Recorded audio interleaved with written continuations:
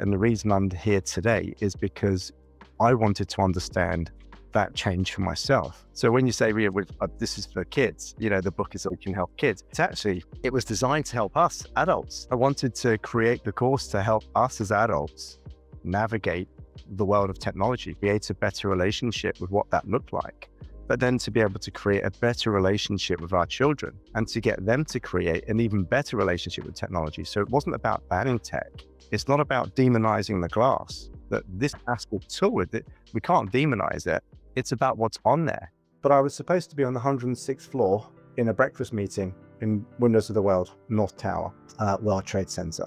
And that delay meant that I couldn't meet the guy I was supposed to meet. He was in Wall Street in his office waiting for me to call him. And it meant that I'm here today. So her 10 seconds that she called me in that small window of opportunity saved my life. Welcome to Voices on the Edge of Change, episode 11, where today I'm joined by Munur Shah, who is the author of the book Screen Addict.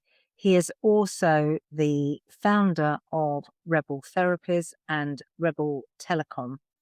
And he has now set up the opportunity to educate and to put a brand new device into every child's hands that will be totally controlled by every single parent, carer, adult. So instead of a ban, like my last podcast with Baroness Luciana Berger, he's actually bucking that trend of a ban. He's going to explain why we shouldn't actually have a ban and why we should actually set about what he's calling a revolution and set about a new way of educating our children in the United Kingdom. And he's here to explain to us why that is what we should be doing.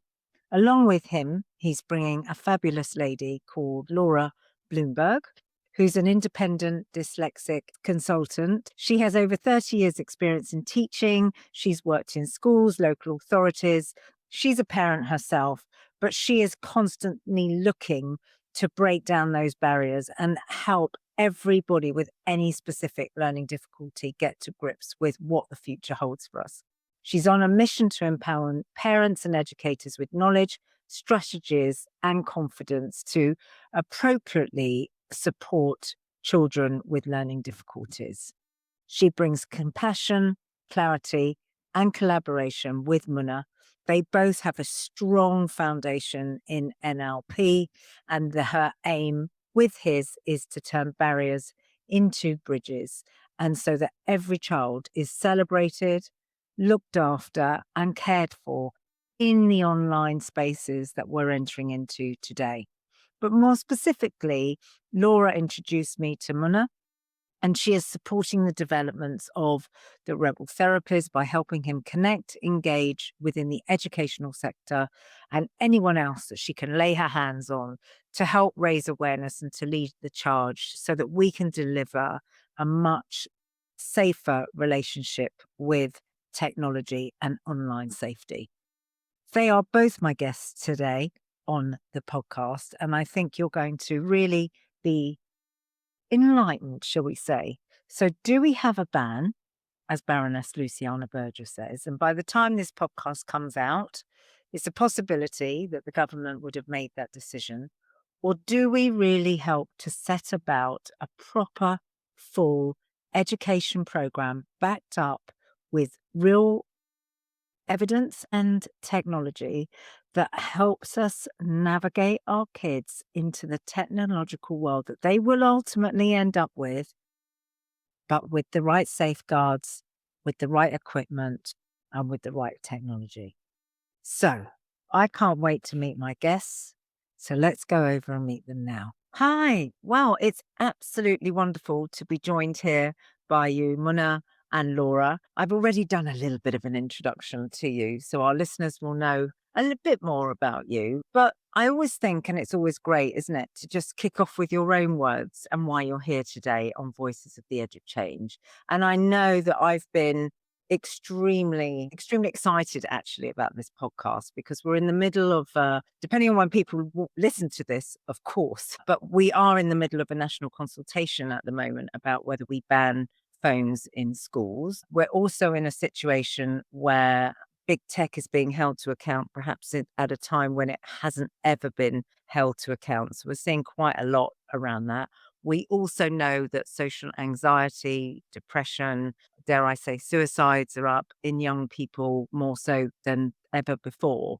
So for me to have this conversation with you today, having just released the podcast with Baroness Luciana Berger, which was, should we have a social media ban in the UK? To have met you recently and to hear your view that actually it's not a ban, it's an education. And I have to say that whilst I try and remain very impartial on my podcasts, having been a school governor, been in education, got a business that prepares young people for the workplace, I do wonder really where we're going with not having an education program. So I'm super excited to hear your thoughts on what an education program could look like. But before we do that, Munur Shah, thank you so much for being here. You've got a great backstory, really, as to how you got here. Do you wanna explain how you went from high flying banker to purpose? Very, very good question. Thank you, Lee, for bringing me onto your podcast. It's fantastic to be on today. Interesting story, yes. So, high flying banker. That's an interesting way of putting it. I would say I fell into investment banking. That was my sort of second real job. My first real job was stuffing envelopes. But I came back from uni, and I shouldn't have even gone to uni. I don't even know how I got in. I think I must have blagged my way into university. But I got in and did an interesting degree around business management, and it had a real strong element of psychology in it. And that's kind of one of the reasons why we're sort of full circle where I am back today. But leaving that, went back to London. I'm a London boy, brought up in council flats in central London. So definitely know what it's like not to have money and know what it's like to have money at the same time. But I did go from a very good degree to coming back and couldn't find a job. Just literally nobody would hire me. And I got one stuffing envelopes for £5 an hour up in Wembley. And that was, I thought, is this the life? Is this what I'm cut out for? And purely by accident, I fell into investment banking, and it really was by accident. That life really was quite interesting. It was adventurous. It was fun. It was stressful. So it caused me lots of pain, lots of stress, lots of frustration in multiple ways. But also it gave me a lot of freedom. It allowed me to travel the world. And that to me was fantastic. I lived in New York. I worked in Singapore. I mean, my dream was to go and live in America, live in New York. That was always my dream. I went there when I was 16 and it sort of captivated me. And I did. I lived that dream. I went out there. I was quite fortunate. Probably going to pick up on that a little bit later in the podcast. But I was in that space for a good number of years, well over 12 years. But at one point, and I suppose this is sort of around 2010, I had just had enough. I was on a really good trajectory in the investment bank I was in. If I'd stayed, I'd probably be in a very good position right now and not ever have to think about working again or doing anything, probably going, living by the beach and just relaxing. But that wasn't what I wanted. I wanted more of an impact in my children's lives. They were very young at the time, and I wanted to be around for them, and realized that investment banking wasn't serving me, wasn't helping my family at the time. So I moved out of that and I started my own business. I had a recruitment company back in the same world, working with people in the investment banking space in tech. And then I had a restaurant. I've done lots of different things. I've done quite a lot of different things. And people keep saying to me, what are you going to do now? But the last 10 years, I would say, I have really moved into the space of understanding the impact of technology on us as humans. And it really came from my own addiction to my screens. So I spent hours and hours and hours on my devices, whether that was on my iPhone playing Candy Crush, which I am very good at. I am very good at Candy Crush, although I have now been Candy Crush anonymous. So it's sort of CCA. I've stopped playing Candy Crush and I've not gone back to it. I've been clean for about 12 years now. Well, 10 years actually. Yeah. But But I would spend hours on scrolling, on looking at online what was there. And I almost pushed my family to the side and spent more time losing myself in what was online. So almost going down that rabbit hole, looking for something, not sure what I was looking for, but it felt like I was looking for something. Or if I look at it now, it feels like I was looking for something. I don't know what that was. It was escapism. It was shutting myself off to what was around me, the real world, pressures, stress, frustration, lots of different things. But also at the same time, I realized that there was and I call it a wake up moment. So I think what's quite important is that I woke up about 10 years ago to spending 7 hours on my phone, just scrolling. And I'd realized it was 2:30 a.m. My wife had gone to bed. My children had gone to bed. And I hadn't even realized or remembered or knew that they'd come up to me and said goodnight. I had a friend that had come round to my house. I didn't even realize he had come round to see me, and he had come round, seen me and left. And I don't remember it. I just don't recall. What I do remember is sitting there thinking, what's wrong with me? What am I doing in this space? What's the impact? And then I've really thought about it in a lot of detail. What's the impact to me? What's the impact to my family, to my children? And that started to uncover a number of things. And it uncovered stuff about my daughter, about her being bullied online, made me aware of what was happening to my son who was gaming. So I bought him GTA. I had no idea what GTA was. I just knew it was, well, I did. It was Grand Theft Auto. It was just about going and stealing cars, right? And driving around the streets of LA.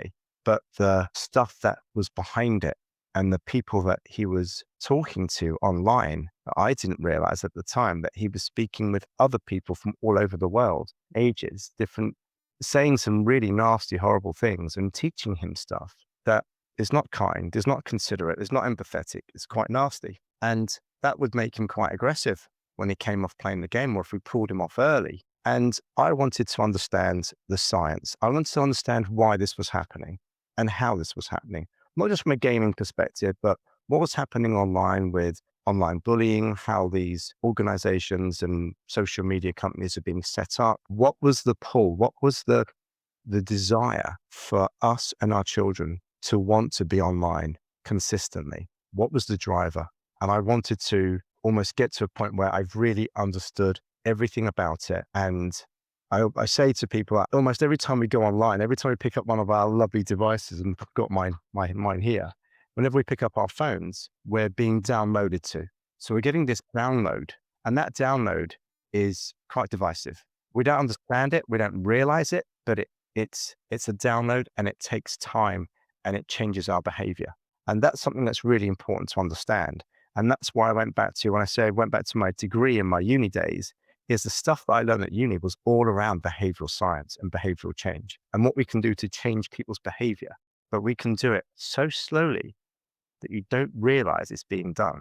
And that's why we're here, really. So for those of you who can see what we're talking about, depending on how you're listening to this podcast or watching this podcast, whether you're watching it on YouTube or Spotify or anywhere else, we're going to be talking about your book, Munur, Screen Addict. Now, you very kindly sent me, well, you handed me actually a beautiful copy of your book. And I read this in less than a weekend. And as you know, I reached out to you afterwards because I have been hugely affected by what you've written in the way that you've written it. I mean, first of all, I just want to say for the listeners that it's self-published, it's on Amazon. I have written a review on Amazon this week, not because I'm being paid to do that by any means, but because I actually believe that anyone, and I have said this on Amazon, so I will say it here, anyone that has any interaction with a child actually has to have this book. It is your handbook for life. And I think the way, and we'll get into some of the scenarios and things that you've done in the book in a minute, because we're not just here to talk about the book. We're actually here to talk about a much wider thing that you're doing, which is called the Revolution, Rebel Telecom, a Revolution app, a Revolution smartphone. And actually the fact that you are, I hope, and I hope we'll all be on this journey with you after listening to the podcast, but you are about to change the world in the way that we introduce technology to our children. And that is really the crux of the podcast today. That said, let me bring in Laura at this point because she's patiently sitting there smiling. Hello, Laura. Hello. Hello, Thank you hello. for having us on. Sorry? Thank you for having us here. You're so welcome.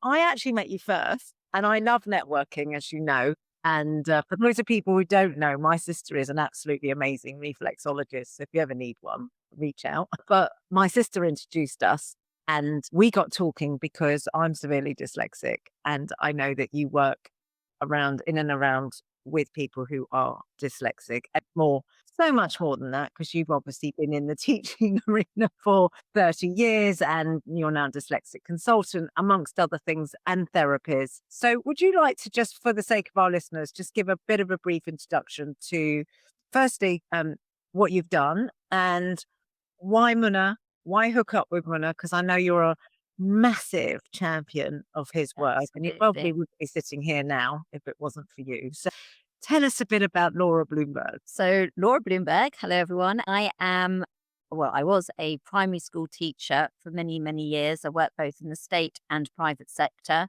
I then worked very closely after having my first child with the special needs coordinator in the school that I was at. And when I went back after having children, I went back part time, and I was asked to work closely with the Senko and set up the EAL department in the school, the English as an Additional Language department in the school that I was working at. And I was watching what the special needs coordinator was doing, and I really loved seeing her work on a one-to-one basis with dyslexic children and children that had specific learning difficulties, whether it be literacy or maths. So I went away and I actually got myself funded through Hearts County Council to do the diploma, the level 5 diploma, and I trained to become a dyslexia specialist, and then went straight from there to become a dyslexia assessor. And that's where my passion for helping children with specific learning difficulties arose from. I then left the school and I worked for Hertfordshire Council and in a team, and we went round and supported over 60 or 70 primary and secondary schools, supporting Senkos, teachers, head teachers, HLTAs on helping children with learning difficulties and helping them to remove barriers to learning. So I've been in education for many, many years. I am now an independent dyslexia specialist, and hence the connection that you and I were made by your sister Charlotte. So thank you, Charlotte, if you're listening to this. I now, in addition to doing a lot of private tuition, I do consultancy work for Hertfordshire for some local schools. I deliver training and workshops, and I'm a huge networker as well. I also have a few other hats on that are completely polar opposites to being a dyslexia specialist. So I'm also a fertility coach. And actually, it was in that space that I went to a local networking group and I met Munur. And Munur was there with his passion about what he does and helping develop a safer relationship with technology, and the launch of his book, and also the phone that we're going to be hearing about later on in the podcast, I'm assuming today. And I was there championing my profession as a fertility coach, helping women who are struggling to conceive and going through emotional roller coaster of a journey. And I was so drawn in when Munur spoke that I made sure I beelined him during the coffee break, and we had a chat. And at that point, I think Munur was quite invested in getting what he was doing out into the corporate world. And I said to him, I think actually, as well as the corporate world, which would be great because every space needs a Munur, but actually to get into the educational field, because that's where we're really going to be targeting the parents of young children who are growing up and being introduced to technology at various ages. So I took on board to help Munur get connections with various educational establishments with the few contacts that I had. And then as I started thinking about it and getting out my little black book of contacts and schools, I literally, I think one evening just sent off with Munur's agreement over 30 or 40 emails to relatively local schools, talking about what Munur is doing and connecting them. And I think the rest is history, really, Munur, because since then I've been incredibly passionate and invested in what Munur and RE-BEL-UTION or Rebel Therapies are doing. Hence, I'm here today with both of you. As a dyslexia specialist, but I see the children that come through my door, and I see and hear about the children that the teachers talk to me about. and about, their attention, their focus. A lot of them are addicted to their phones. I have the parents of the children that I tutor privately talking to me about how they can't get their kids to even do the homework for me, and let alone the schoolwork, because they can't take them away off their phones. So I'm seeing the knock-on effect that it's having with the children that I have one-to-one, connections with. But I know out there that it's a really tricky situation that we're in at the moment. It's almost become a pandemic. And we need to educate. We need to educate the educators, and we need to educate the parents and feed that into the children as well. So yeah, that's where I am and how I came to being with Munur. Fantastic. And we're going to get into that because I think you've hit on quite a few points actually, Laura. But the thing that I just sort of bring out right now is the fact that I think everybody that has a phone is an addict. I think that's the first thing. I'd also, having read the book, dare I liken this to something like that? But if we liken it to a drug, if the government bans phones now, if we say, okay, under 16, you can have a phone, but you can only have WhatsApp, maybe, a few social media things that are very controlled. And I don't know yet what they are, but it doesn't matter for now. Restrictions. They are serious restrictions and they are total bans. I know when Munur and I were having a pre-chat a couple of days ago, we likened it to, do we operate like the French or not? And what I mean by that is I was very fortunate to grow up with a French family. So for me, growing up as a teenager or growing up in life, food and drink was just part of life. It wasn't separate. And I might have a sip of wine at 11. I might have a second sip of wine at 13. I might even have half a glass at 15. But my point in that is that I never then went out craving alcohol because it was never restricted. And I guess we could say that about, sugar or chocolate or whatever candy we might be talking about. If we start to say very early on, actually, you can't have this at all, and you then say you might be able to have it when you're 16, what are we doing to society? We're going to drive an underworld, potentially. Are we driving another dark moment where people feel they have to go and get it? I interviewed some students prior to this podcast, and they were from Denmark, actually, and they just said, the ban won't work here. We all know our way around it anyway. How many VPNs I've got? It's like a 13-year-old boy. I have They know their way around the system through the back door, don't they? They're cleverer than us. I was watching, on Instagram, I was watching it, but we've got like an 8-year-old designer going on, Max Couture. This guy is on Paris runway. He's got his own Instagram account. He's going to be a millionaire before he's 10. It's sort of like, right? That's great. And that's the best bit of it. But I suppose, how do we really start to educate? And I really think what you're doing is an incredible revolution about, and I'm deliberately using the word revolution rather than revolution, but it is a revolution on an educational opportunity to say, let's not ban it, but let's understand it. Let's understand the impact that it has on us, and let's try and manage it. And your subtitle on your book is combat screen addiction. And I think what you say about people coming and going, you don't know they're there. Well, I think we can all honestly relate to that. I'm sure there's many times when I get my husband, Loopy Loo, hello, are you there? It's like one of those moments you think, oh bugger. You get swallowed into the phone, don't you? And everything else around you just disappears. It's drawn in. Yeah. It's also that time where we've got 3 devices at the same time. We're managing all 3. So watching TV, we're looking at an iPad, and we've got our phone with us as well. And when you're watching a movie and you're looking at that, how does that work? How do we actually navigate that? What does that look like? But in terms of educating, I don't think there's any other way that we can do it. I don't think there's any other way of being able to get our children in a place that they understand what's going on. But the reason I did what I did, and the reason I'm here today, is because I wanted to understand that change for myself. So when you say, this is for kids, the book is that we can help kids. It's actually, it was designed to help us adults. I wanted to create the course to help us as adults navigate the world of technology, create a better relationship with what that looked like. but then to be able to create a better relationship with our children and to get them to create an even better relationship with technology. So it wasn't about banning tech.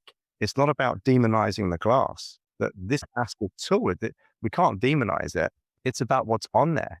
It's about what are we allowing our children to see that's on there, not about the technology. It's about the software. It's about the other apps that people put on there to drive our attention. And it's about the attention economy. It's about how we're being driven to that particular place. And the underlying bit about all of it is it's just a business. If we really think about this as what's this about? It's just a business. It's about changing our behavior so that we feel compelled to pick up a device, look at a device so that we can get ads put in front of our eyes. We are the product. The social media company isn't the product. The advertiser isn't the product. We're the product. They're buying our sets of eyes. And that's what they're paying for. So they're paying people like Meta and whoever else to get us on to these devices to be able to look at ads to buy. That's the be all and end all, is that they're using such sophisticated methods and techniques, which they learn, which I learned, when I was at uni. I did learn about the whole behavioral science part and what happens there, and B.F. Skinner and how he created this variable reward schedule and how that then impacts us to be able to want or need to go and pick up our devices. The same as when you go into a casino and you look at a slot machine or you have to walk past the slot machines to get to the tables. They're set up. It's addiction by design. And it's whatever happens in those spaces, in those casinos, on the slot machines is replicated on our devices. And that's what I think is not being talked about, is not being explained. But it's also about how they're capturing our attention, how they're overlaying on us every time we go onto our devices, what those downloads are. So what I created was the reverse of that. It's about uninstalling all of those installs and taking you back to Lou 1.0 so that you then become the person that's in control of her device rather than the device controlling you. And that was one of the key parts to what I was trying to achieve, is how can we change it around so we have a healthy relationship with technology that makes sense rather than hiding it. So just think about this: hide it, not give it to kids, give them flip phones, let them go off on that until they're 16. Then give them a full-blown smartphone because you have no other choice, because there aren't really any other choices out there. What happens then? Further advanced as well at that stage as well. I mean, it'd be something we don't yet know, right? Absolutely. With AI and everything else that's coming out. I was just recently in Vegas at a conference, and the stuff that's coming out is going to blow our minds. So imagine that in 4 years' time, when you've given a 16-year-old a phone for the first time, or in 5 years' time, you give them a phone for the first time. They're going to fall off a cliff. Yeah. They will Access literally to the fall off a world, cliff. and they won't know what to do with it. Yeah, there was a great podcast with Davina McCall and a monk who had done, I think, something like 4 years meditation, just silent meditation, disappeared. May have been more than 4 years. I can't actually remember. So don't quote me on that, but it was many years. And the phone had come out. And he said that when he walked out into society, having been locked away, everyone was looking down. He just came out and everyone was looking down. He didn't understand why everyone was looking down at. Like, not one single person was looking Right forward. contact. Yeah. Yeah. And he said it was shocking. It was actually quite frightening for him. Like, he didn't understand so that's just a small window. But can I, because of time and the podcast, can we get into some of, Laura, I'm going to bring you into certain things if that's okay. I'd like to start, Munur, because one of the things that struck me about your book, we'll start with the book and then we're going to get into what people can do, some of the things that people can do, even if they haven't read the book. And then, Laura, perhaps a bit about what you're doing in support of this in the schools. But I was really struck when I read the book.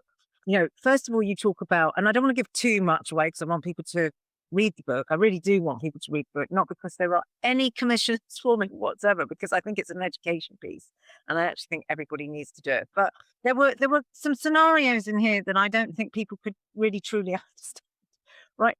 How do you find out, an 18-month-old child is where I'm starting, right? An 18-month-old child. And I had this conversation with actually somebody I'm on an executive board with yesterday who said, oh no, my grandchildren are fine.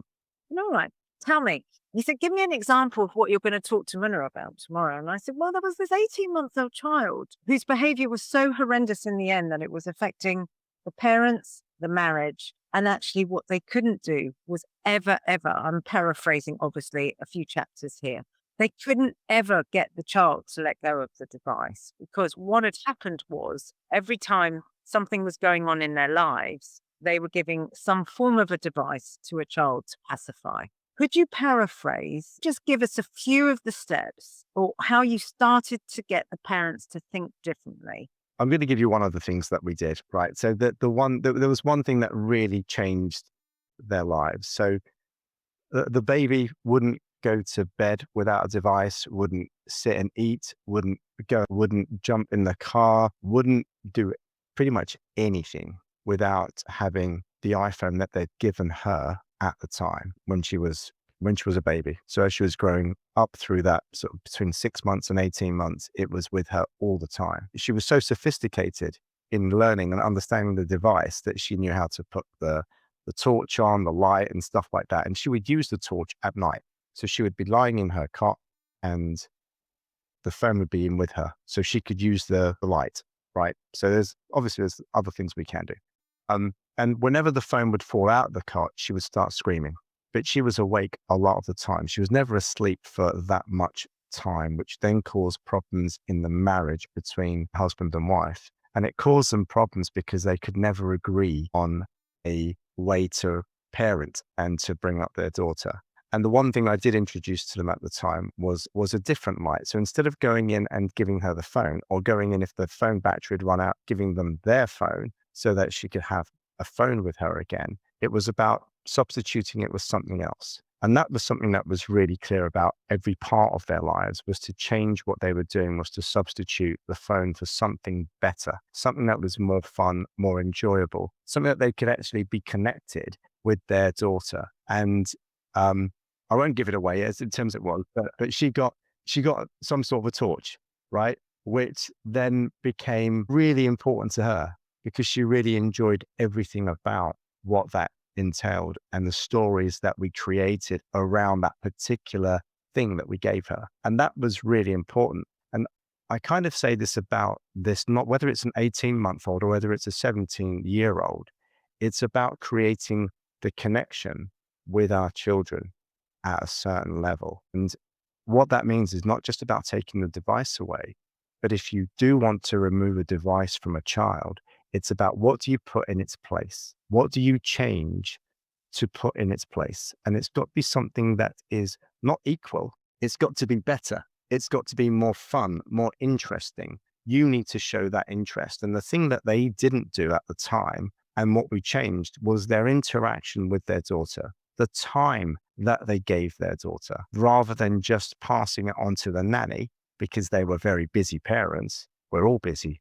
It seems like that's the go-to these days, is that, well, I'm busy, so I've given my child an iPad, or I've given my child the phone, or and they just go into a corner, right? So we lose them, which what we're doing then is we're losing the whole concept of parenting.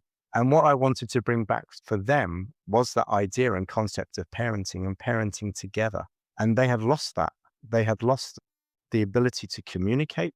They had lost the will to communicate, and they lost the will to be able to do something with their daughter because she would just blow up every time that the phone was taken away.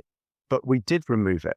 Long story short, on that chapter is we removed the phone. We removed all devices from her eyesight. And just thinking about, she's only 18 months. She's only had 18 months of life. So the next 6 months is 25% or 33% of what it would have been of her next part of her life, which is huge. Imagine another 25 years for us. That's massive, right? So that would have been the timeline, the time frame in her brain as she was growing. To not have the devices in front of her and not see them, she completely forgot they existed. And that's really... And that is about changing. It's not just about changing, getting her to forget the devices. It's about changing her behavior and her belief system, but also the same as the parents. And it can be done equally with older children. And I don't mean just taking devices away from their eyesight, because you can't do that with older children, but it's what we put in its place That is so very important. And I think we forget that. Yeah. I mean, there is a common theme that runs through the book for me, which is, and we've said this before, and again, I'm going to bring in Laura shortly on this, but this sort of sense of educating the parent. There are multiple case studies, and I love the fact, I mean, I love a book that's done through case studies because it always, really captures you. But there are multiple case studies in this book that, regardless of the so-called issue, concern, problem with said child of varying ages that you deal with as a coach and through Rebel therapies, which is one of the things perhaps we haven't really got into in the podcast, but that is actually your day job in terms of what you do. You actually consult with families to do that. But one of the common themes that I also took away from the book was the re-education and the conversations and the conversations and the way that you had to work with each of the different parents and within the parents' relationships. Because what struck me was the crisis points that a lot of families therefore reach that don't necessarily understand that they're even reaching at those points in the book. Whether it's was the very innocent young boy who got completely taken into a scam, but I'm sure we can all relate to what that sort of scenario could be. And then he's bribed, and then he withdraws from the whole family. I think when we're busy parents and we're out there working and we're coming home, and unless you're in Laura's type of position where you've got real downtime with a child, and I know even in COVID, there were things I learned about my daughter that were, I hope she doesn't mind me saying, but quite shocking to me that she was worrying about at that time. Nothing to do, but it showed itself in COVID because for the first time, we all had to stop. We had to stop and pay attention to each other. We were locked up with each other. We were noticing habits we would never have noticed. And again, I say that because that has bizarrely impacted even worse on screen addiction. Yeah, we were given more. I mean, it drove us to absolutely always be online. We have no choice but to go online. And the problems that that's caused us. And what was really interesting is one of the sets of parents I worked with, the lady who was going out to work, executive, she would go into London, and she said to me, you know what? You know what I miss? I miss the downtime, my time to be able to connect with me or have that little bit of time on my travel. So even traveling to work was her peace and her ability to connect or to read a newspaper or play Candy Crush, whatever it was. But it was the time getting on the train, going into London and preparing for her day, right? And then preparing then to come home. So her journey going back home. And it was that the boundaries. So the one thing I talk about are boundaries, right? The boundaries were broken with COVID because we would go from our bedrooms to our living room or into a study if you were lucky enough to have the study, or for me, out in the back shed, sitting to do my work. So that was but we had no boundaries. So we would then walk into the kitchen to get something. And then you're in a conversation that you would never have in the day-to-day when you're at work, because you're back in a conversation with your daughter or your son or your wife or your husband, and it could then cause problems. You could then walk in, something could frustrate you, you could say something, and then you are in a completely different mindset. You're in a different space. And then you've got to go back and do your work, or you've got to go into a Zoom meeting, but you've just had this blazing argument with your daughter about whether she's put the dishes into the dishwasher, or she's done something else, or he's done something, or they've done something. So we never had the separation. We never had that. Those boundaries were blurred. And when we get those boundaries blurred, it created so many more issues for us. And it created so many more issues for parents and for relationships. And I saw so many relationships break down over the course of COVID because of what it did. And then it drove us more so to then be on our devices. The impact it had on our children being up in their bedrooms, having to go on to classrooms and, be on class, be always online, connecting with their friends. The only way they could do it was online. Yes, it was needed, but also it's created so many issues and anxieties and stresses. And I see that, and depression. I see that when my kids have both gone on to uni, just in the middle of COVID and towards the end of COVID, and the impact it's had on uni students, on talking to each other, on meeting with each other, sending each other texts, and they're literally next door to each other rather than going into each other's rooms to talk or to go out. People scared to go out. People scared to be in close places with other people. There are so many issues and problems that have come from that, but it's meant that we've withdrawn into this world of going on into this, I say ridiculousness, because it is actually ridiculousness of brain rot. And we haven't spoken about brain rot. Brain rot is one of the biggest things that keeps coming up at the moment. Kids saying, what did you do last night? Well, I watched 2 hours of brain rot. And it really is. It's just nothingness. It's a rather than integrating and being together and having relationships and those empathetic, kind relationships where you grow with people, people are now withdrawing and looking at their screens. What we're trying to do is change what that looks like. We're trying to educate people to understand why that's actually happening. So it's not about don't do it. It's about how is this happening to you? And that's what we do at Rebel Therapies. And the work that we do going into schools is educating our kids, but also our staff and parents about why this is happening and how it's happening, so that they then understand it so much so that they get to make a choice. And then it's your choice as to how you interact with tech. I keep going back to banning, and I can't stand the concept of banning. I think we need to, I talk about graduating, almost like getting a license to have a full-on smartphone, right?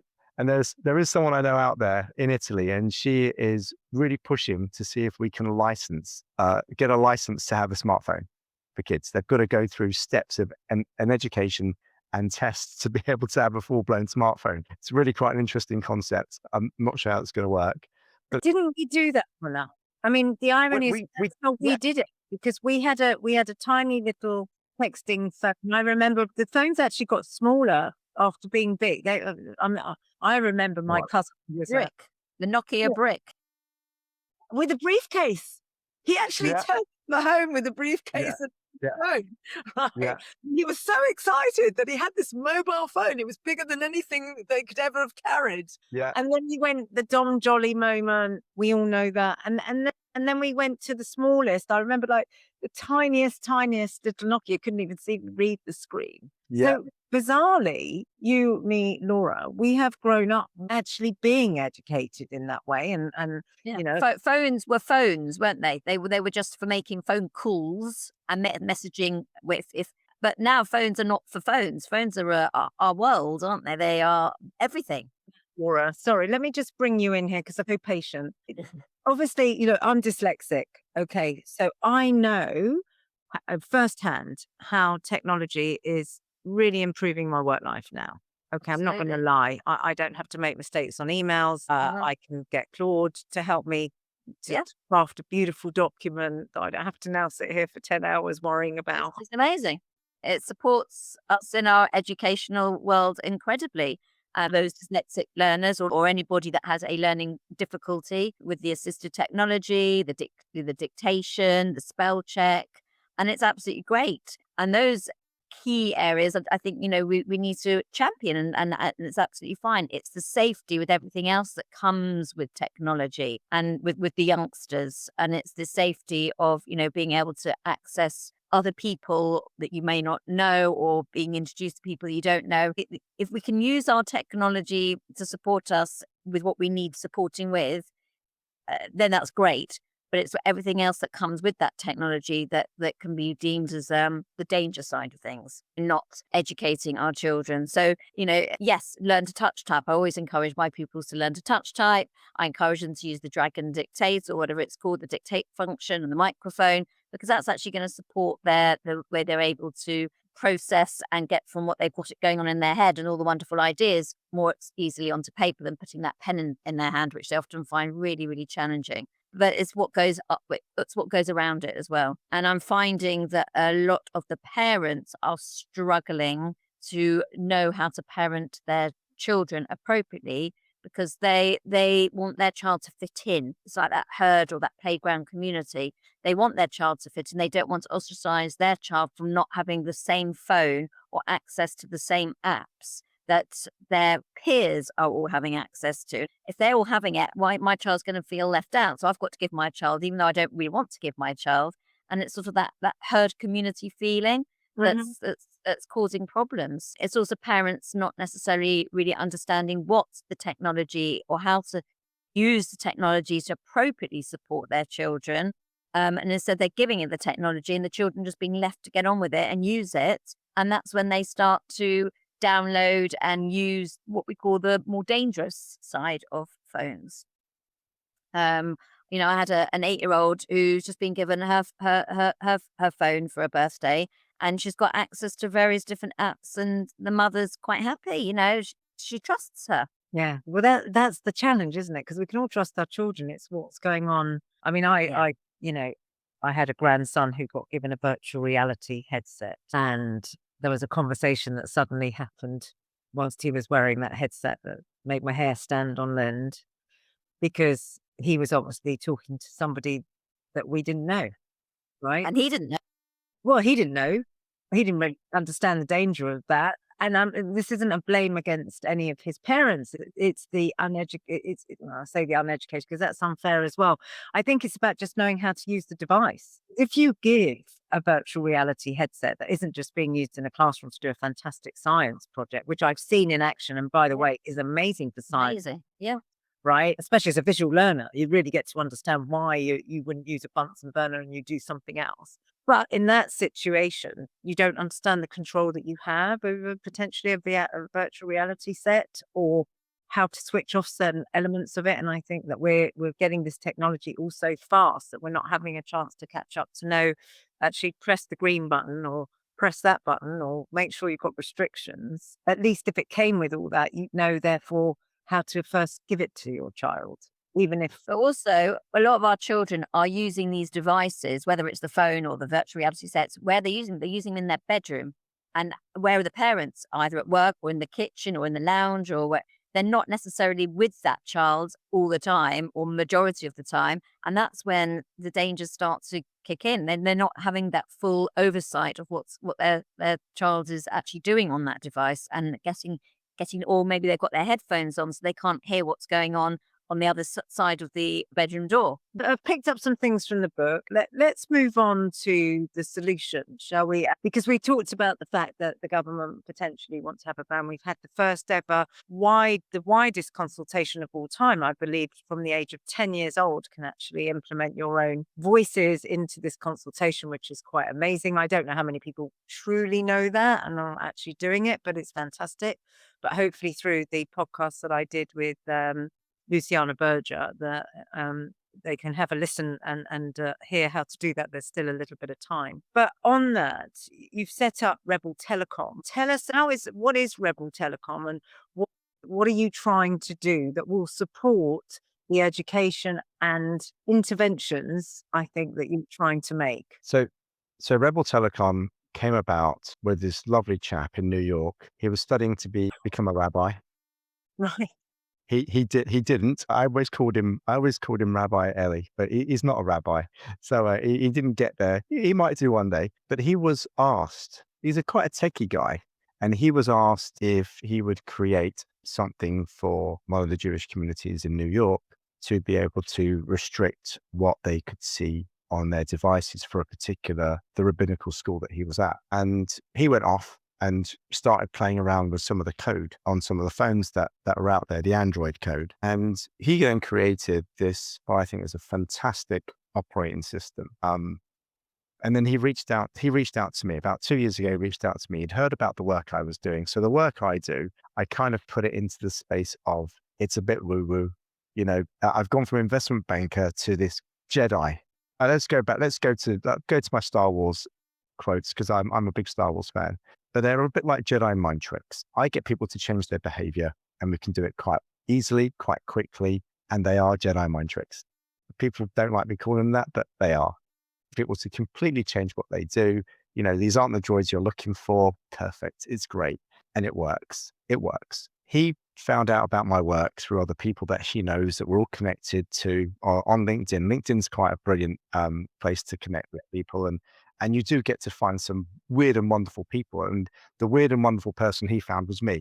Not wonderful, probably more weird in that space. But he reached out to me and said, I'd like to talk to you about a phone. We connected and he messaged me, and I'm thinking, I'm trying to get kids off of phones. Why are you trying to sell me an idea or a concept of a phone? And so I thought, this is really odd, but I will give him the time. We spoke, and our 25-minute call went into 2.5 hours. And then we pretty much spoke nearly every day. And we realized we have the same mission.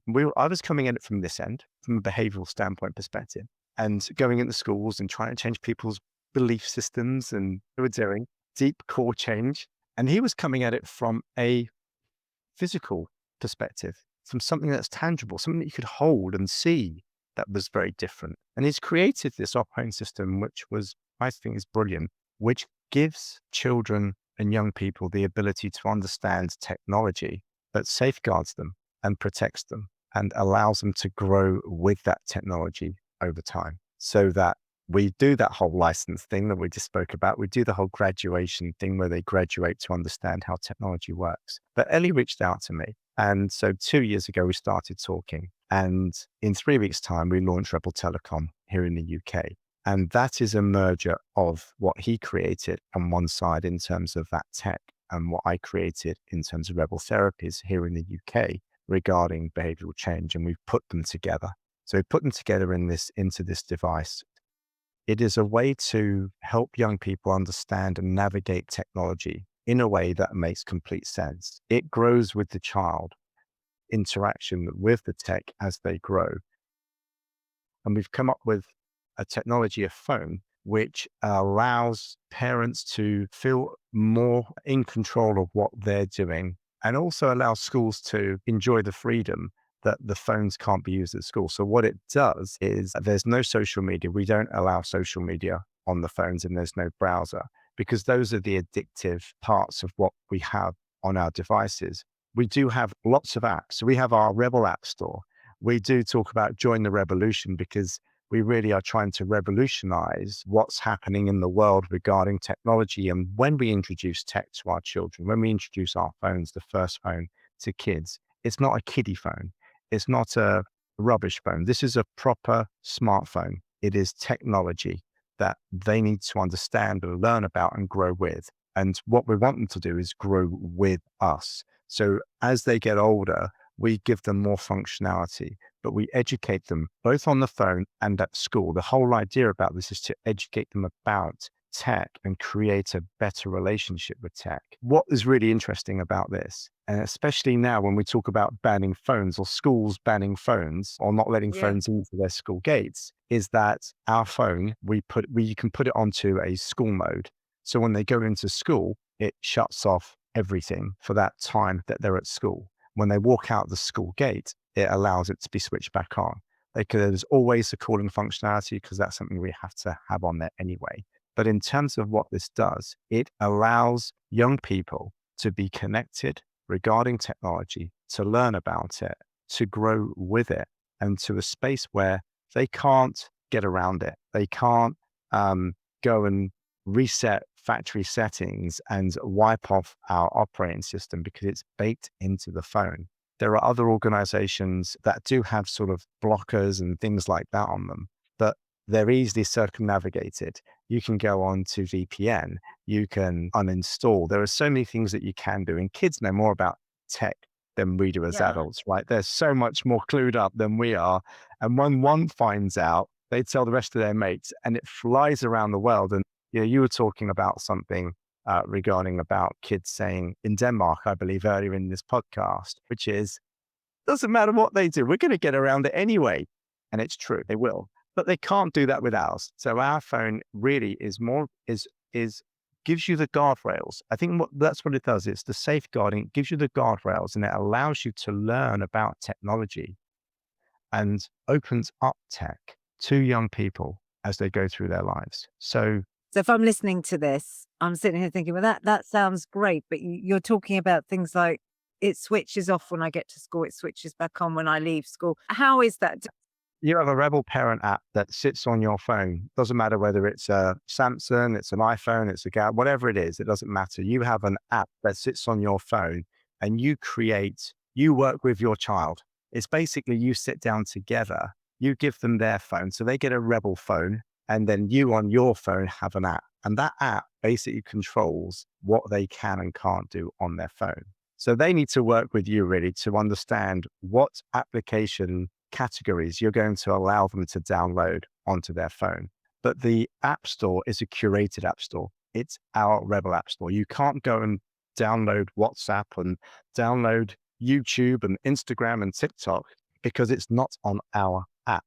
Our Rebel App Store is on the kid's phone, and you control what they can do on your phone as a parent. So you can literally, if you are having an argument with them and you're saying, put your phone down, it's time for dinner, and they are on their phone, you can literally, and I showed this, I was at a school last night in Hertfordshire and in Boreham Wood, and I showed it to the parents, and they started laughing. They found it was quite interesting. But you can literally just pull the toggle, and it will disable the kid's phone.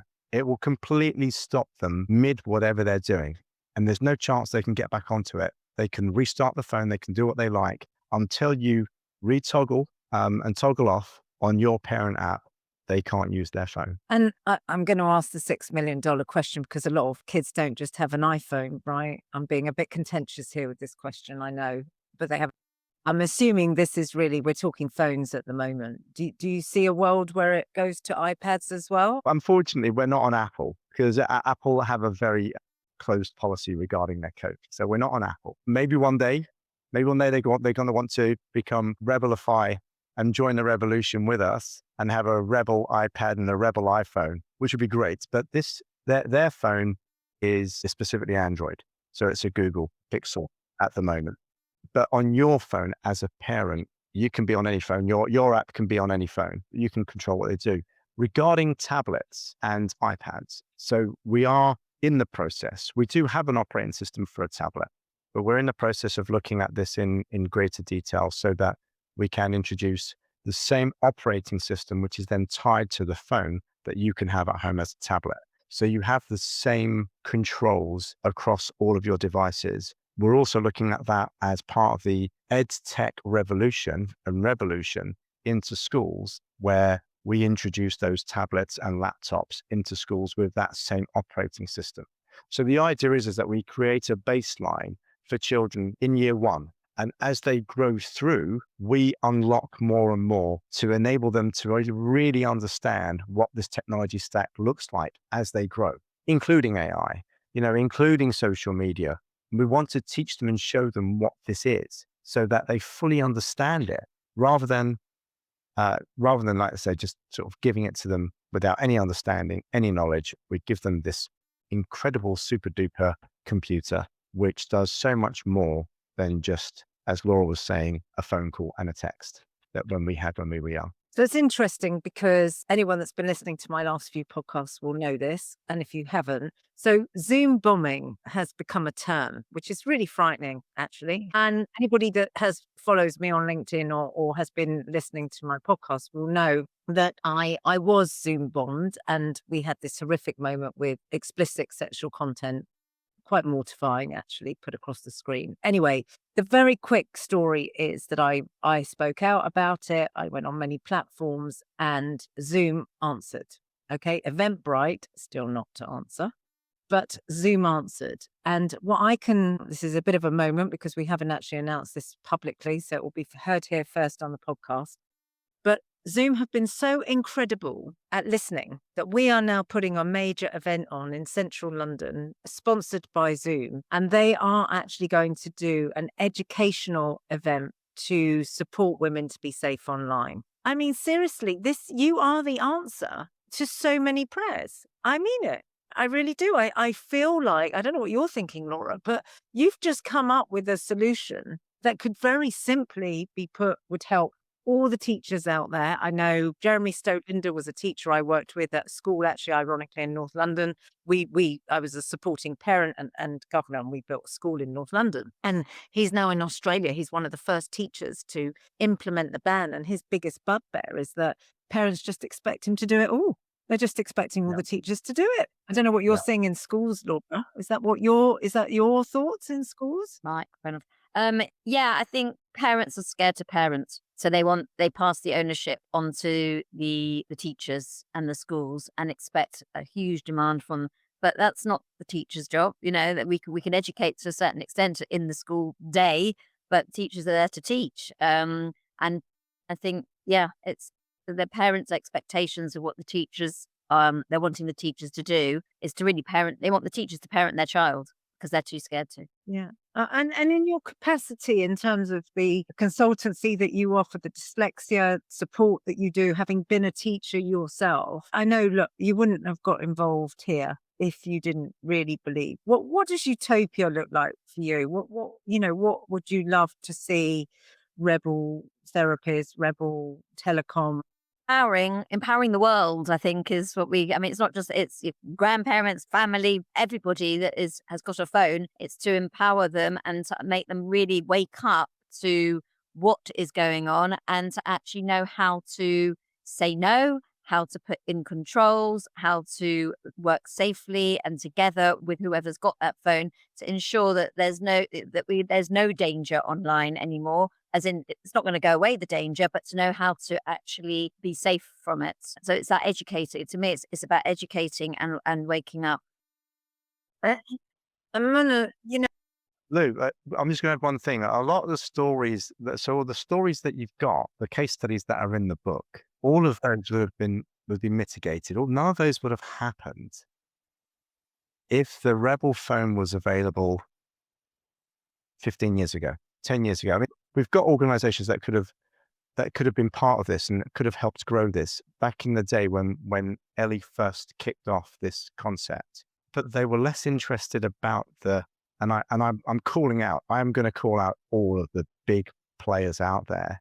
They're less interested in the well-being of our children and of us for a buck. Yeah.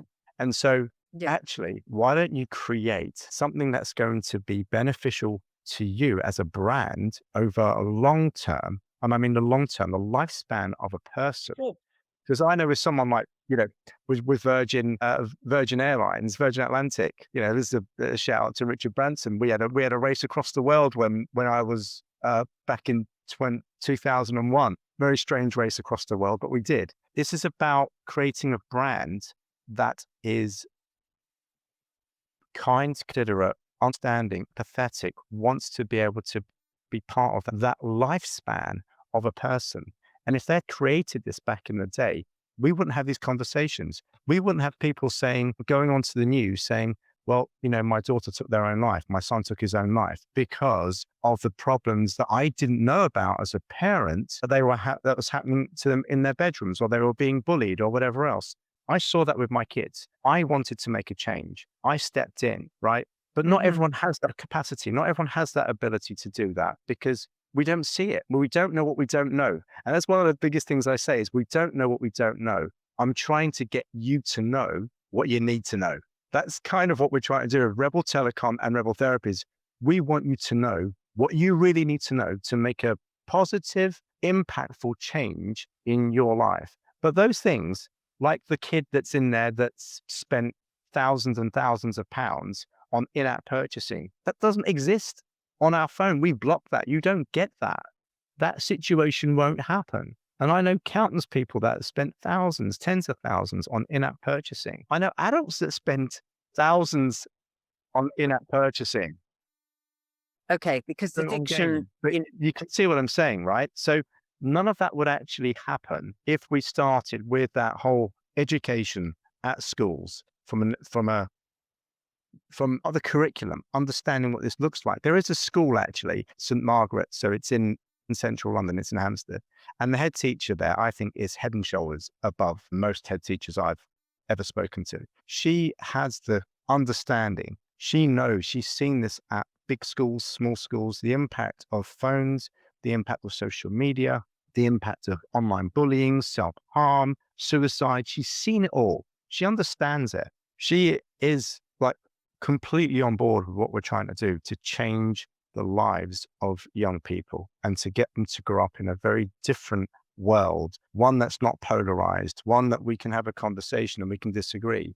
There could have been a time where you and I, Lou, we could disagree about something. And actually, that's okay. We're okay with each other. But nowadays, if you disagree with someone, you drop them off. They cancel. They're gone because we don't have that ability to have those conversations. We want to try and get back to that, but still And that's educate and the teach. algorithms. I mean, that's a whole other conversation and another podcast, Yeah. right? But that, Yeah. I've had that.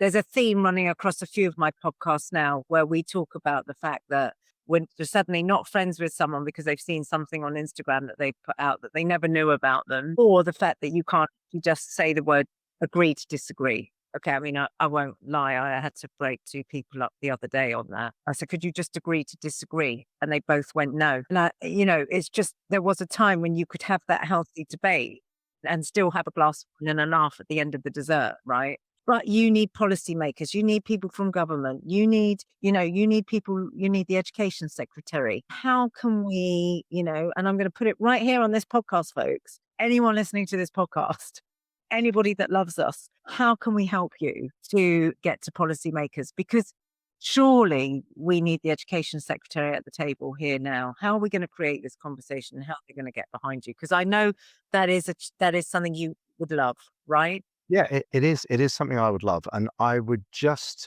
urge them to have a bit of a backbone. And I'm a bit of a disruptor, right? And some people will like me, some people won't like me. But what I will say is, I need them to actually understand that there's more than just the idea of pressure groups trying to get people to ban, and really understand what the impact is going to be on this long term.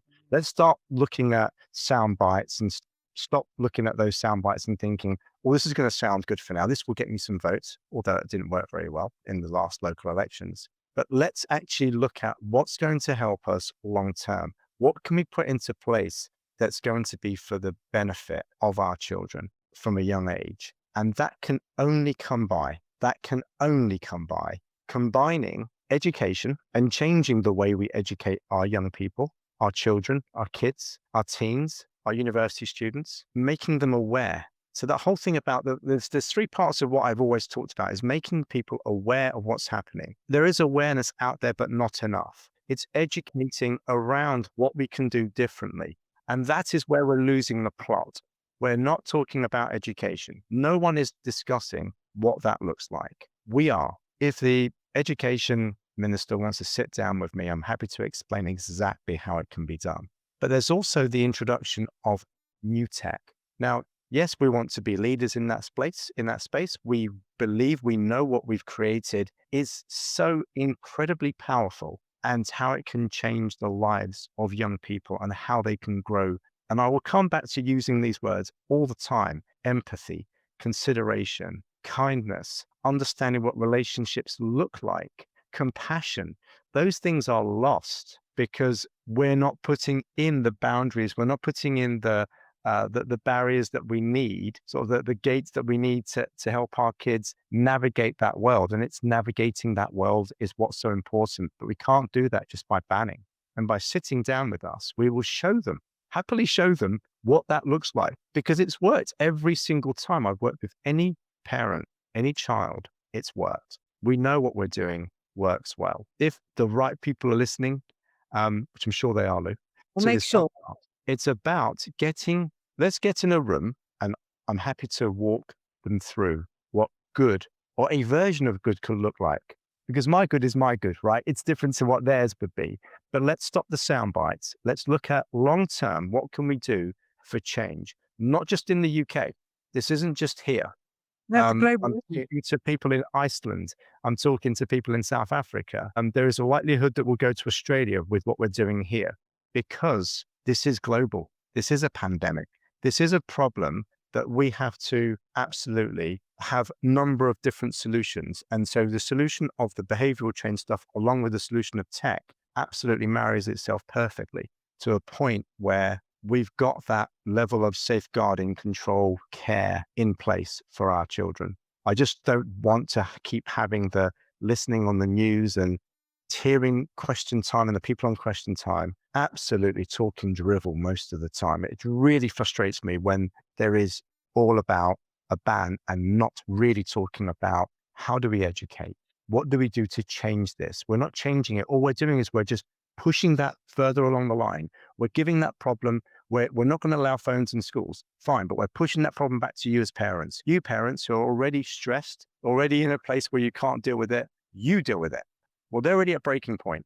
They can't deal with it. I had parents last night saying to me, I have no idea how to put these locks on, how to make these changes. How do I get my child off of a screen? Can you come and do a one-to-one with me because my kid's having a problem with with being on their phone? We've got to change a number of things. One is, yes, we've got to do it at government level, but we can't do that if we don't do the educating part. Two is we've got to change what parenting looks like. We can't be our kids' friends. And that's the one thing I say all the time is you can't just be your child's best friend. You've got to be their parent. So I know you mentioned prefrontal cortex in the one that you did with Baroness, and I talk a lot about prefrontal cortex and how it doesn't mature until we're 25. Yeah. And all of the rational thinking that we have and that we do is then sort of cemented by that time. But the key stage is up to the age of 10. We get that wrong between 1 and 10 or 0 and 10, then we are really on an uphill battle to try and get the change that we need, the levels of responsibility, the empathy, the kindness, and the consideration. One thing I didn't mention.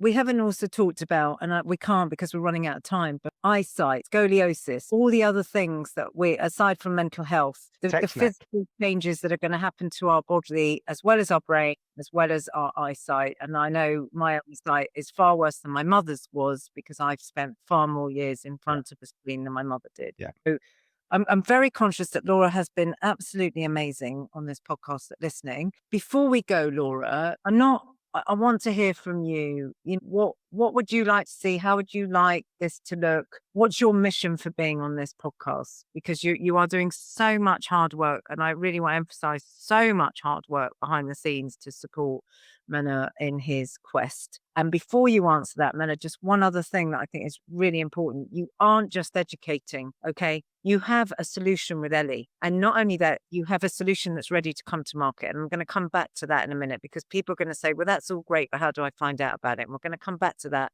in just a moment. But Laura, let me bring you in. I'm sure to me, I've asked you.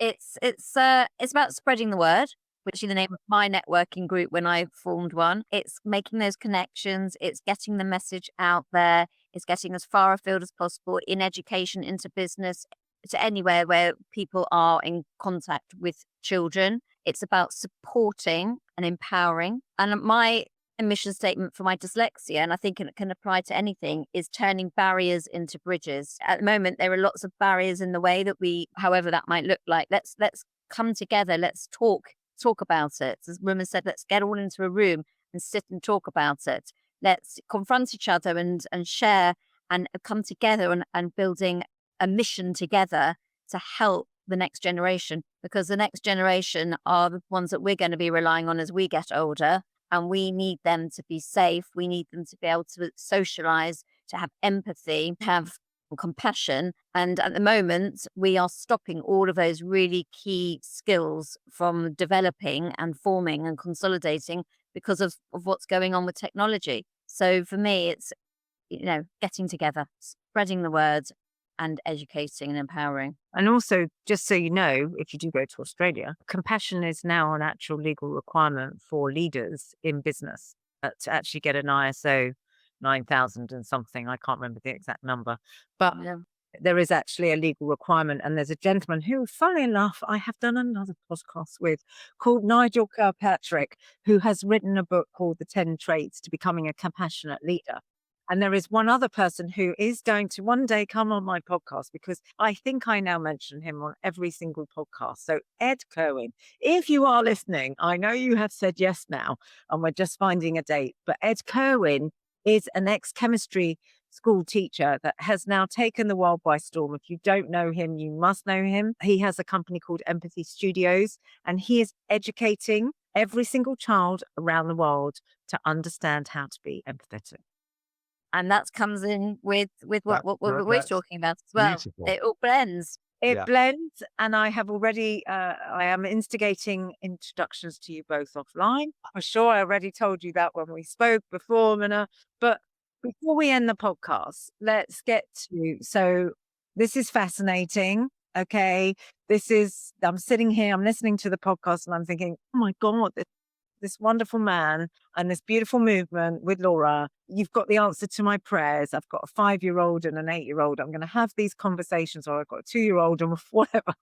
these conversations, or I'm getting into the argument now and I really don't want to give in to the phone. I'm at 11 years old. They're going to school, because that seems to be the thing, right? 10 or 11, you're starting a new school and you get the smartphone. It's like a pen. It's like the next stage on the pen license. They get the pen license in year 4, 5, or 6, and now they get the phone license, but they haven't earned the phone license yet. exactly. So Yeah. it takes away the pain, right? Because Yeah. you could get a Rebel phone. It does, but everyone, I mean, the Rebel phone isn't one, it is actually one that's going to be cool, because you'll still have everything that you want on there. You'll still have pretty much we have so many apps on our phone. We have over 300 apps that are on the Rebel phone that have been curated. Everything from, we do have games, we do have sports, we do have TV, we do have movies, we have travel, we have education, we have dictionaries, we have, I mean, with Duolingo, we have Signal for in terms of communicating. But there's three parts of when we sort of thought about Rebel Telecom, and this is really key. It's rethink, reinvest, and empower.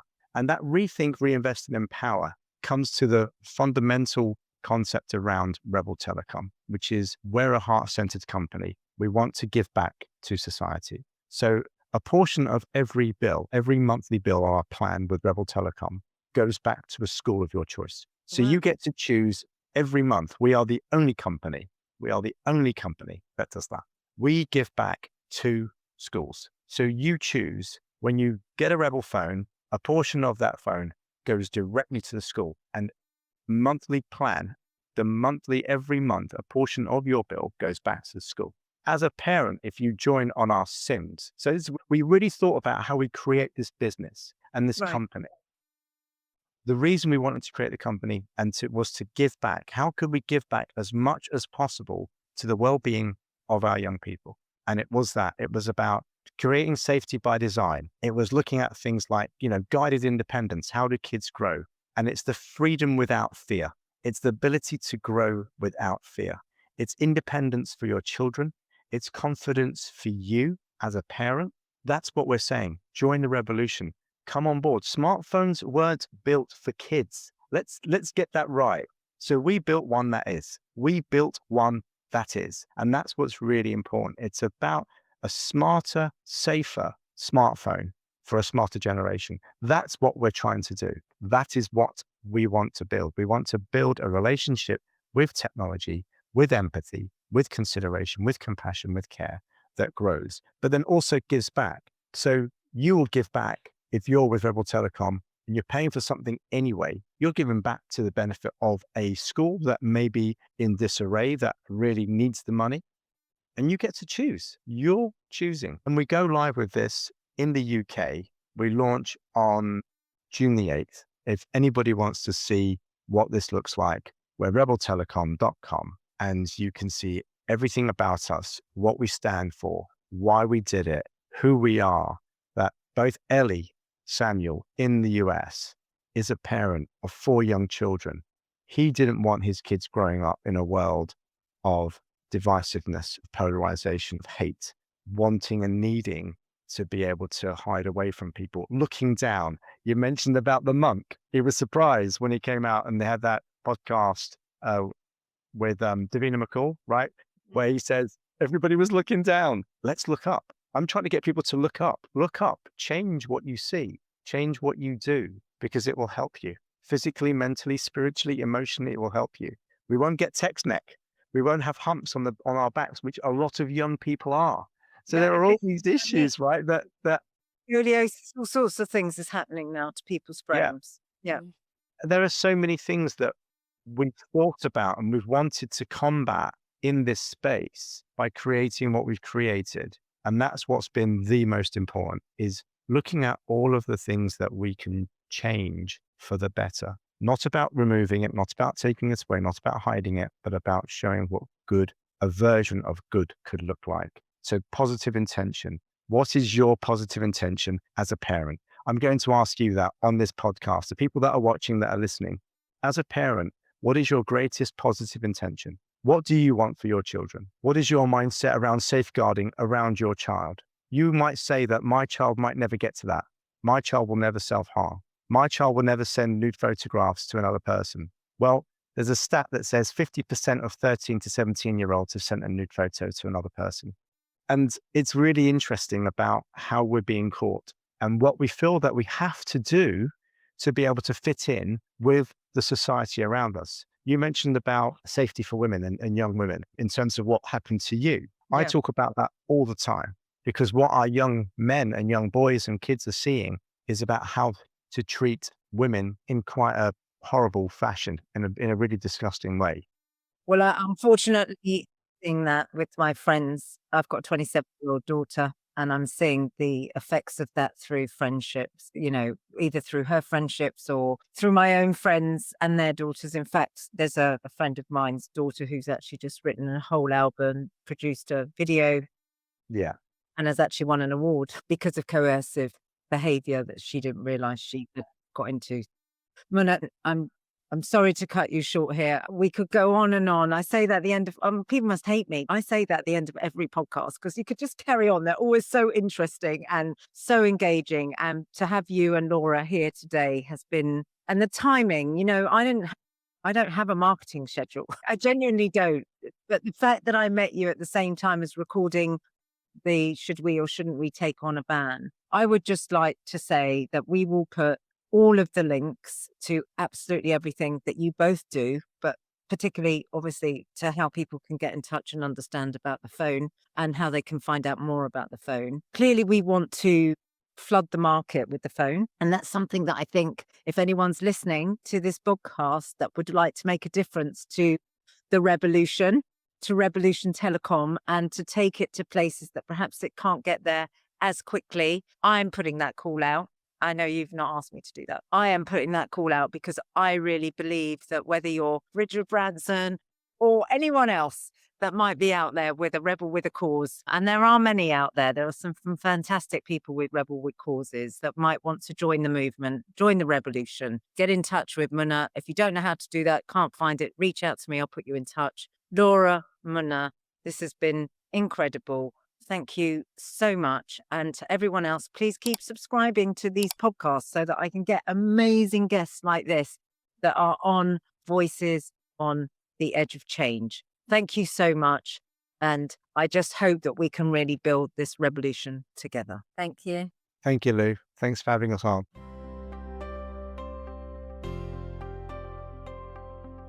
This is the part of the podcast where I get into my reflections or everything that we heard on the podcast today. And it always takes me quite a while to think about what was said and the whole gambit. But I think, the main thing for me is, are we really wanting to go on for a full-on ban? I've always felt that a full-on ban might be a bit like creating more of an addiction. If you tell somebody they can't have something, and if you restrict people from having something for such a long time, then they crave it even more. We talked about the French and the wine element and how you introduce alcohol into children's lives as they get older so that it just becomes part of society and something that they do, but they don't necessarily have to go on and crave it and become an alcoholic. With this ban that we may be in by the time you listen to my reflections, be something that we end up driving people into an underworld, that we find people buck the system, that they look at different ways of trying to get something that they can't have. We drive more danger. I don't know. What do you think? I understand all the reasons for trying to create the ban, but I love what Munur is doing. He's talking about a solution. He's talking about an education program. He's thinking about not just how we educate, but how we give the right structure with the technology to be able to do that. What him and Ellie are driving in terms of the new handset, the opportunity to be controlled by every single parent, looked after child, whoever it is, even if you're the grandmother, the auntie, the uncle, the friend who has the child over, the godparent. The fact is, you all have the opportunity to be able to offer support and control. It sort of takes away the pain of having to constantly argue with the child as well. Even if there is some sort of restriction or ban from the government, the fact that you can then buy something that's incredibly affordable. We didn't really get into pricing, but I know from what he's told me before, this is a much more affordable handset. If you're able then to give an affordable handset and introduce children to the technology at the right stages of their life, the same way we don't allow somebody to drive a car till they're 17, but they can go in the Dodgems, they can have a lot of fun, they can go go-karting. There's lots of ways they can start to think about increasing and learning to drive without necessarily having to hit the road first. And I think that's what Munur is really saying. I know that the work that Laura's doing and the fact that she's trying to get him into every school in the land, and they are doing really well actually in the schools with the education programs. There's schools that actually would like to make the investment into the smartphone. They see this as a really great solution to them. I find it incredible that it's come from somebody that has felt that they want to make it safe, that they want to look at their community, that they want to drive the way their community interacts with technology. This is where the idea was born. You know, what sliding doors moment has happened in your life? That was the other thing that stood out for me. My goodness me, have you ever had sliding door moments? The sliding door moment of when Munur said he could have just been having breakfast in the World Trade Center on the highest level of the World Trade Center, windows on the world. I mean, I don't know about you, but I've often thought about those sliding door moments. In fact, there's a fantastic book called The 5 People You Meet in Heaven. I don't know if anyone's read that book, but if you have, let me know. But the sliding doors moment, what made you that bit later? What saved you? What phone call did you get? Munur's wife, oh my gosh, she saved his life. How amazing was that moment? I don't know about you, but I have goosebumps. But what he is trying to do, the things he has already done, the book, The Screen Addict. I seriously am not on commission, but the strategies in here that I've learned, even for me, with my family, with my grandchildren now. How do you wean off an 18-month-old baby off of devices? How do you stop a child that has completely and utterly reverted to their bedroom, not coming out, frightened of the world, actually not understanding how to get back into society? How do you bring that child back into society? How do you remove the anxiety? How do you support parents that don't necessarily understand that they're part of the problem? How do you understand that you even have an addict? You're an addict yourself. We're all screen addicts, let me tell you. Once you've read this book, you'll understand that. He talks about some of the tactical changes that you can make. The statistic that he mentioned about how many young people have sent a photo of themselves to a stranger, some of them half undressed. He talks about all the Rebel insights, tips, and things that you can do that help your child navigate the future technology. He's holding big tech to account. He's telling us on the podcast how we're being driven, how we're being sucked in. He talked about the reference to how you can be addicts with, you know, how many of us have done slot machines, how you have to walk past the slot machine to get to the poker table. I know when I've talked to people about sugar addictions, how many of you have stood in a supermarket and just wished that none of the sweets were at the final counter when you're standing there to pay for your shopping. That moment when you're fighting with your child about the fact that you're not going to buy them any chocolate or candy, but it's there. It's so tempting, isn't it? It's right there. Sugar's probably one of the worst addictions we have in this country, and yet it's available everywhere, and it's the most affordable. So he teaches us how to breathe. This book, his book, is for parents, guardians, teachers, caregivers, anybody. But you know what? It's for you too. If you own a smartphone, you need to read this book, The Screen Addict. It's available, I'm sure, everywhere, but it's particularly available on Amazon, and he has self-published. But my question to you, and the question I leave you with, is ban or educate? Educate, give out the right technology, get the right backing, give the right support, educate your child to the future of technology, or ban. The government are thinking ban. Nobody is talking to him. None of the policymakers want to speak to him. None of the policymakers want to sit down and look at what an education program can look like. None of the MPs. I'm leaning to education. I would say that. I'm an educator. I'm a teacher. I like to educate. But actually, there's a lot of merit in the education program. And he's not just doing the education program, is he? He's leading a revolution with the technology, with the education program, the whole gambit into one. And Laura who's very kindly come on this podcast as well, is there leading the charge with him. So I ask you, are we about to join a revolution? Let me know.